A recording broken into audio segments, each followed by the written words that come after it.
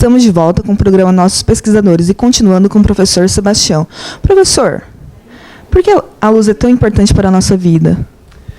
Então, Viviane, como eu estava dizendo no bloco anterior, a luz ela está presente no nosso dia a dia em várias coisas, né? Aqui no nosso grupo, o meu trabalho em específico, a gente estuda essa luz como ferramenta de diagnóstico, como ferramenta de tratamento de algumas doenças, mas a luz ela está presente em muitas outras coisas, né?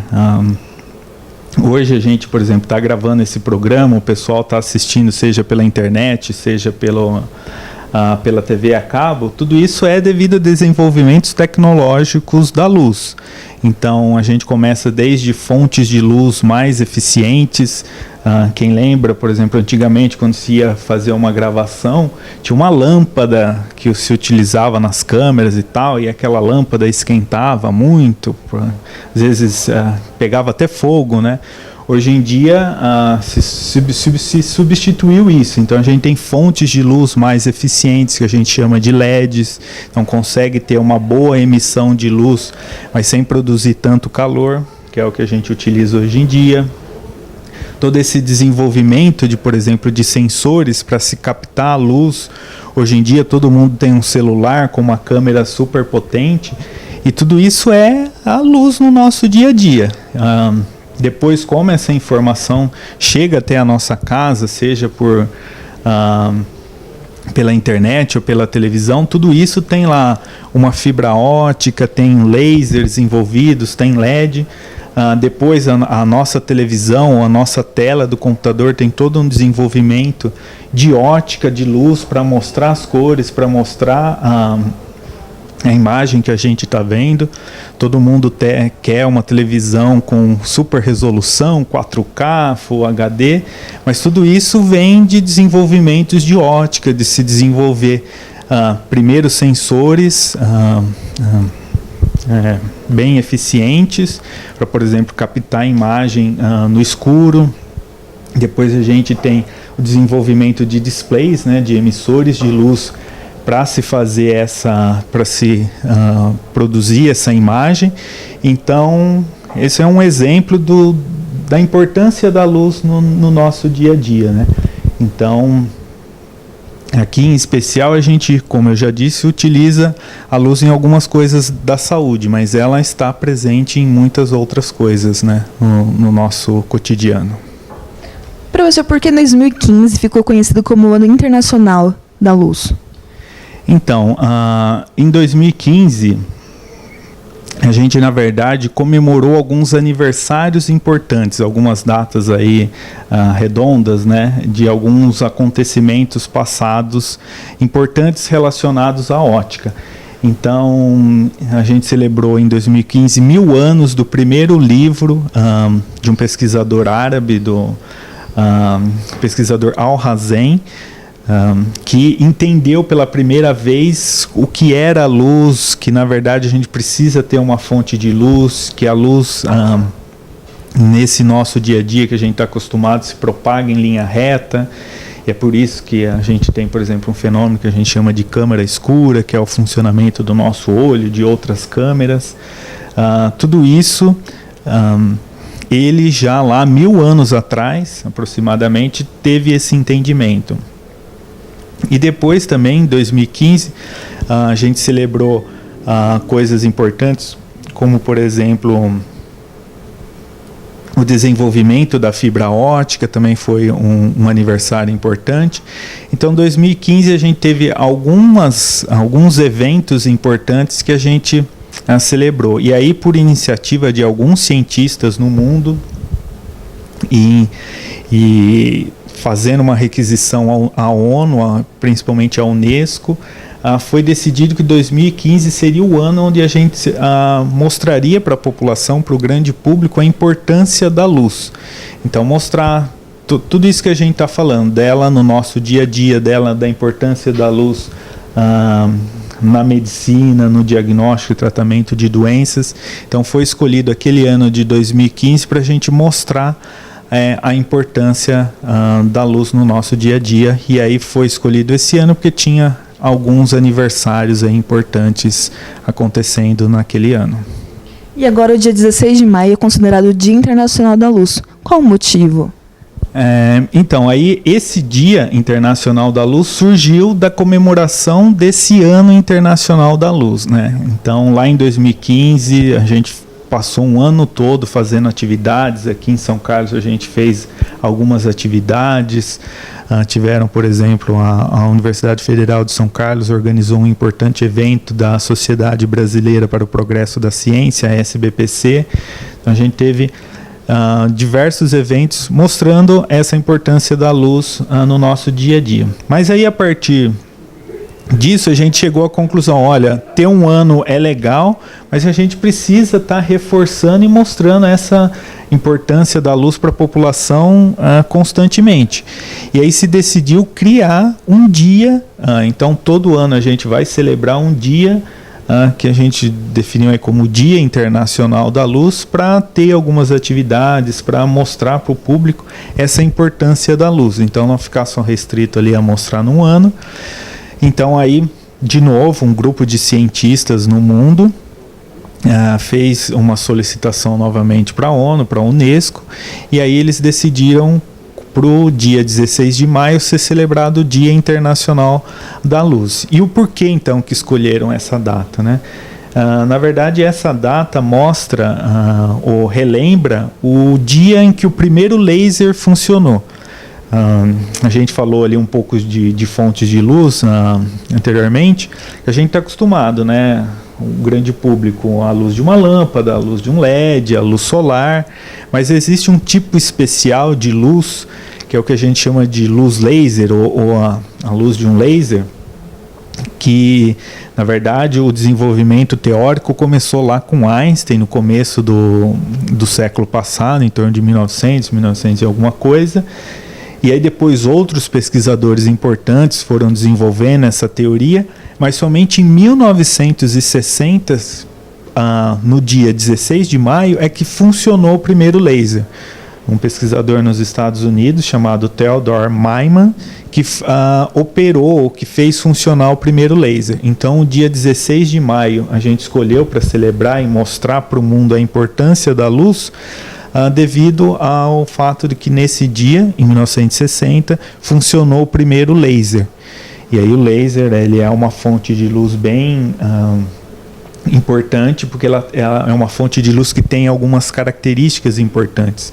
Então, essa fonte de luz ela pode ser utilizada desde na medicina, em telecomunicações, em diversas áreas.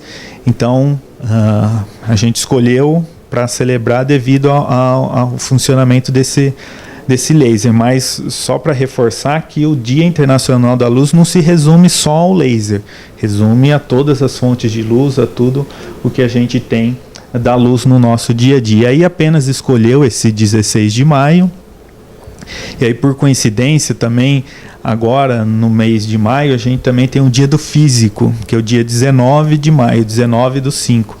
E aí ele foi escolhido por isso, porque lembra também um ano importante na física. O 19/5, se a gente juntar ali, dá 1905. E aí em 1905 o Einstein publicou diversos trabalhos, alguns deles aí que depois ajudaram no desenvolvimento do laser. Então 19/5 também é conhecido como o Dia do Físico. Então são datas importantes que a gente tem no mês de maio que relembram algumas coisas históricas que aconteceram, e a gente usa isso para divulgar essa importância da luz no nosso dia a dia. Essas datas comemorativas serão comemoradas aqui no IFSC? Sim, a gente teve alguns eventos. Então a gente tem palestras, alguns cursos, por exemplo, de fotografia. Tem um grupo de estudantes que organizou uma participação. A gente teve o Domingo Solar aqui no Observatório da USP de São Carlos, mas a gente tem uma série de eventos também ao redor do mundo. Teve a inauguração desse primeiro, né, porque no ano de 2018 está sendo o primeiro ano que a gente celebra o Dia Internacional da Luz. A gente teve lá em 2015 o ano, e aí depois teve todo esse desenvolvimento para a gente agora, em 2018, celebrar o primeiro Dia Internacional da Luz. E aí, agora, a partir disso, todo dia 16 de maio vai ser celebrado isso. Então, agora a gente sempre vai estar organizando atividades ao redor desse dia para mostrar a importância da luz para as pessoas, né? Professor, agora nos conte um pouco da sua atual pesquisa. Então, mais especificamente, eu trabalho dentro de biofotônica. O que eu desenvolvo principalmente são técnicas para a gente fazer um diagnóstico o mais rápido e preciso possível de uma doença. Então, se a gente, por exemplo, comparar hoje no nosso dia a dia um processo para a gente fazer o diagnóstico de alguma doença. Todo mundo, talvez infelizmente já tenha passado por isso, que você vai no médico, seja num dermatologista ou num qualquer médico, se você tem uma lesão suspeita, o procedimento que ele faz é realizar uma biópsia, né? Então, por exemplo, se eu tenho alguma lesão suspeita na minha pele, o que o dermatologista vai fazer é retirar um pedaço da minha pele e levar para um laboratório para se fazer uma análise. Esse é o que a gente chama de padrão ouro, é o diagnóstico mais preciso que a gente tem para se fazer de uma doença. Existem outros métodos auxiliares, mas esse ainda é o que todo mundo tem que fazer para dar o diagnóstico de uma doença. E aí, como todo mundo já deve perceber, esse é um procedimento ruim, né? Porque ele é invasivo. O médico ele precisa retirar um pedaço do nosso tecido para se fazer essa análise. E a hora que eu retiro isso, eu estou ali fazendo já um certo dano, apesar de ser uma amostra pequena, eu estou fazendo um dano na minha lesão. Então, fazer biópsia ela é invasiva, e aí eu tenho que escolher muito bem o ponto onde eu vou fazer essa biópsia, porque se eu escolho um ponto que não é representativo daquela região, eu posso dar um diagnóstico errado. Então, a escolha dessa biópsia é importante. E aí depois, para se pegar esse pedaço de tecido e chegar num veredito, olha, as suas células aqui, felizmente não tem nada, é apenas uma inflamação, ou infelizmente dá um diagnóstico não tão bom, isso demora, não é tão instantâneo. Nos melhores lugares do mundo e do Brasil, isso pode até ser feito de uma forma rápida em algumas horas. Mas na maioria dos lugares do mundo isso ainda leva algumas horas, dias, chega até a demorar semanas para ter esse diagnóstico. Então o que a gente desenvolve aqui, utilizando os nossos conhecimentos da luz, do que é a luz do ponto de vista físico, de como ela interage com as coisas, o que a gente busca desenvolver são técnicas para se fazer esse diagnóstico o mais rápido possível, de uma forma mais precisa e sem ser invasivo.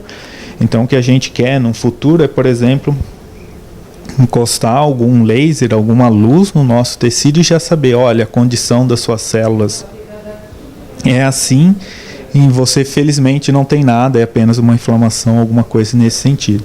Então, o que a gente está desenvolvendo são técnicas de diagnóstico. E aí a gente faz desde um diagnóstico que a gente chama por imagem de campo amplo. Então, esse diagnóstico, na verdade, a gente até auxilia na escolha da biópsia, na escolha do médico fazer depois o diagnóstico tradicional, mas a gente está desenvolvendo diversas técnicas, né? Aqui a gente tem diversos alunos, diferentes trabalhos, sempre com esse objetivo, então, de um dia a gente conseguir dar ou dizer com muita certeza, e também a outra coisa que a gente busca é no estágio mais inicial possível dizer a condição daquele tecido, né? Porque com esse diagnóstico o mais rápido possível, uma coisa importante é que a gente aumenta as chances de sucesso do tratamento, né? Isso acho que todo mundo, a população já tem um pouco dessa noção, que quanto antes a gente faz o diagnóstico de uma doença, mais efetivo é o tratamento. Então é o que a gente busca, desenvolver técnicas de diagnóstico, a gente fazer ele o mais preciso possível e no estágio mais inicial também. Agora vamos para um breve intervalo e voltamos rapidinho.